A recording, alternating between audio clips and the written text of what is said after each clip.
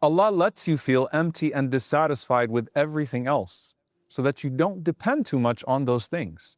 Sins are supposed to make you feel miserable, and pointless pursuits are meant to make you feel like something is missing. So your soul sends signals to you constantly saying, I'm incomplete without something greater. One of my favorite names of Allah, if not my favorite name, is As-Samad. And it's so deep because as you're reading through Surah Al-Ikhlas, every other ayah is so self-explanatory. But the name As-Samad is at the heart of it, and it's a complete mystery to most Muslims. As-Samad means the one who is whole, not hollow. He's completely self-sufficient, not dependent on anything, and he has no spaces or gaps. So the scholars mention that this means he has no organs inside, and he's not made of parts, so he can't disintegrate. Lam yalid wa lam yulad. He doesn't give birth, nor is he begotten, because he doesn't come out of anything else, and nothing else goes into him. And that means he's the perfect refuge for you and the only thing that can make you feel whole, because he's completely free of need himself. Think of angels not needing food or drink, but even they're still created beings that function within some sort of an ecosystem. As-Samad does not need what needers need, and nothing is like him or possible without him. Even his names are so perfectly whole and connected to one another. And all this makes him the one supreme, uncompromised refuge. And here's the thing. You were made to feel empty so that you would run back to As-Samad, the fulfilling one, because everything other than him will leave you feeling unfulfilled, even if it's a blessing, by the way. A job will give you income, but not necessarily meaning. A relationship will give you companionship, but not completion. Fame will give you attention, but not validation. Wealth will give you comfort, but not purpose. Every created thing has a limit, and the moment you reach that limit, you feel it. There's a void that returns. And then you're frustrated because you work so hard for something thinking that it would fulfill you, but it didn't. I want you to think of this image that projects us in pieces onto him, the whole. When you turn to him who has no disintegration, you start feeling yourself fulfilled and coming together. Life starts making more sense, and you start connecting dots. And the moment you turn away from him, you start falling into pieces again, and you have no inner peace inside. You're not feeling fulfilled, and you can't connect the dots. Which brings me to the next name. Allah is Al-Haq, the one who speaks the truth, the one who promises the truth, but the one who is also truth himself. Everything connected to him is truth, and everything disconnected from him is batil, in that it's meaningless. أَلَا كُلُّ شَيْءٍ مَا خَلَى اللَّهَ بَاطِلٌ. Verily, everything pursued other than Allah is vain. It's like a poetic paraphrase of the ayah in the Quran, كُلُّ شَيْءٍ هَالِكٌ إِلَّا وَجْهَهُ. Everything will perish except for him. And the scholars mention that includes what was done for his sake. So everything detached from Allah, every false god, false pursuit, or fleeting joy is batil in that it's hollow and temporary. Only things connected to him have true value. And you want to know that what you're doing has meaning, that your sacrifices aren't for nothing, that everything you're going through is leading you to somewhere. But the dunya deceives by nature. It's a world of false promises. The degree doesn't guarantee purpose, the promotion doesn't guarantee peace, the marriage doesn't guarantee joy. Everything in this dunya tells you initially, I'm enough, and then you realize it really isn't. So Allah promises you no more emptiness, no more meaningless pursuits. Just like Al-Hadi rewards guidance with more guidance, think of Al-Haq in a way that connects one truth to the next, so that you're only pursuing things that make sense and have promising results. Listen to the hadith of the Prophet ﷺ and think of this like the truth roadmap. Allahumma anta al-haq, wa wa'duka al-haq, wa qawluka al-haq, wa liqa'uka haq, wal jannatu haq, wal naru haq, wal nabiyyuna haq, wa Muhammadun sallallahu alayhi wa sallam haq. O Allah, you are the truth, and your promise is truth, and your word is truth, and your meeting is truth, and paradise is truth, and the hellfire is truth. And the prophets are truth, and Muhammad sallallahu alaihi wasallam is truth. Okay, follow along. Once you come to know that Allah is true, that He exists and that He's very real and not some abstract idea, but the Creator who brought you here with a purpose, then you trust that His promise is true. Because if He's real, then what He says will happen is also real.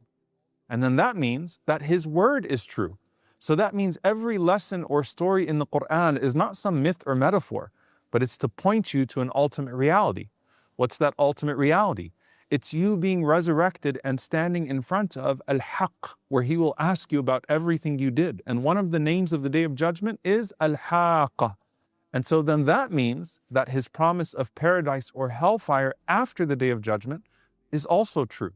And then that means that what the prophets were saying all along was true.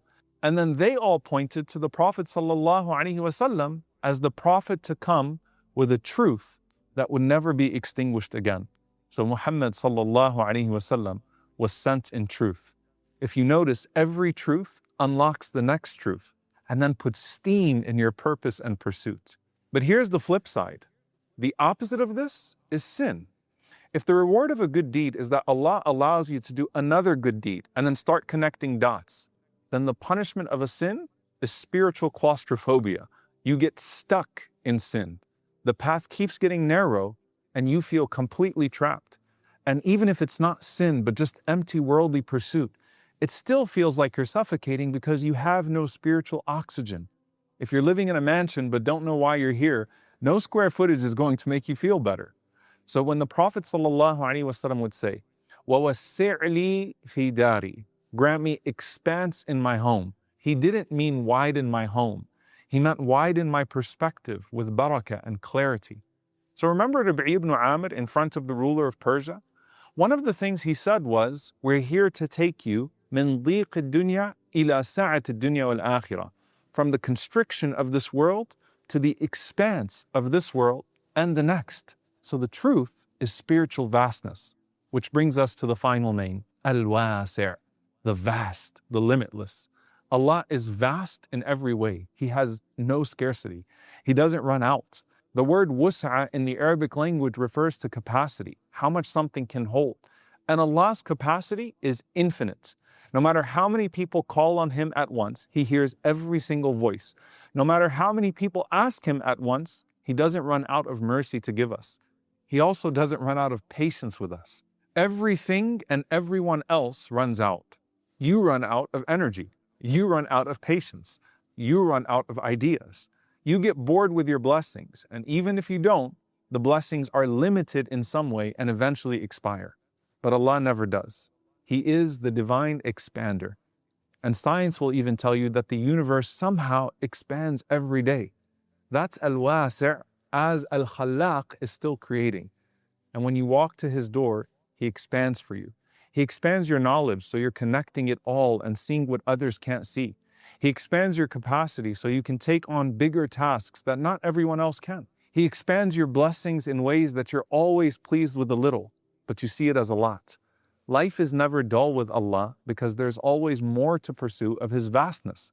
And the opposite of someone stuck in the narrow path of sin is someone addicted to the vastness of good. You can't get enough of Him. And He always has more to give you. So a student is never satisfied, nor is a worshiper.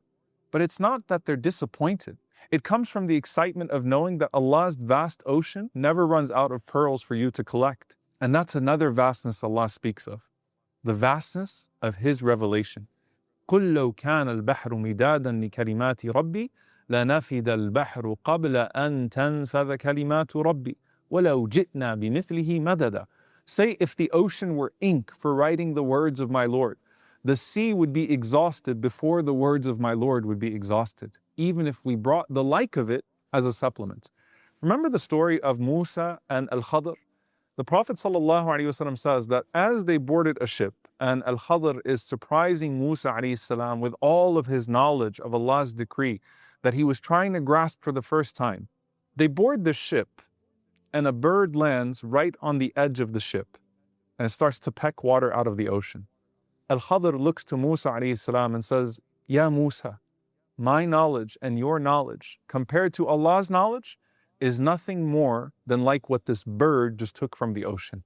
Now the last thing I'll say about this is that think of how you learn in Ramadan how restricting yourself actually opens you up to Allah's vastness. That doesn't mean that the truth doesn't come with inconvenience. There's no way around that. Praying Fajr is hard. Lowering your gaze is tough. Giving up interest and usury might mean a financial loss. Wearing hijab might mean standing out in ways that make you uncomfortable.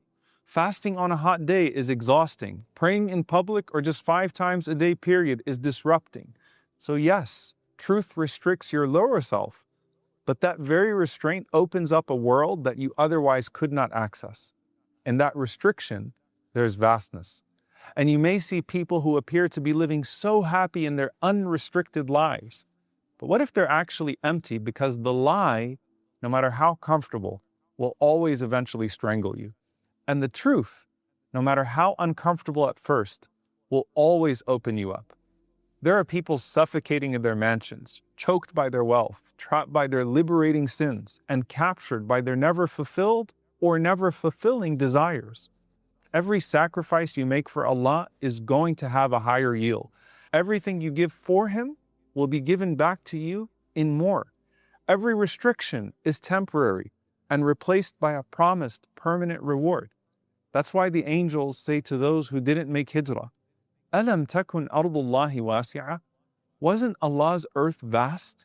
And the Prophet ﷺ said, the true hijrah is leaving off what Allah forbade.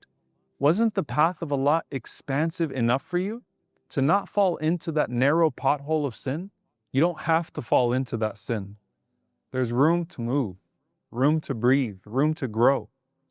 And when you do fall, you simply return back to As-Samad for wholeness, to Al-Haq for meaning, and to Al-Wasi' for space to grow again. Return after tasting the emptiness of sin. And Allah promises that you'll have a Lord waiting for you to forgive you once again. Ya Samad, the one who needs nothing while everything needs you. Make me whole by depending only on you. Fill the hollowness inside of me until no desire within me competes with your glory. Ya Haqq, make your truth the anchor of my heart and my guiding path to your light. Let every lie I chase collapse before your reality, and every truth I seek lead me to your next promise. Keep me grounded in what endures and turn my eyes away from what deceives. Ya Wasi', expand my heart to hold more gratitude, my patience to endure with more grace, and my vision to see beyond my limits. Let me find expanse in your vastness when the world around me starts to feel small.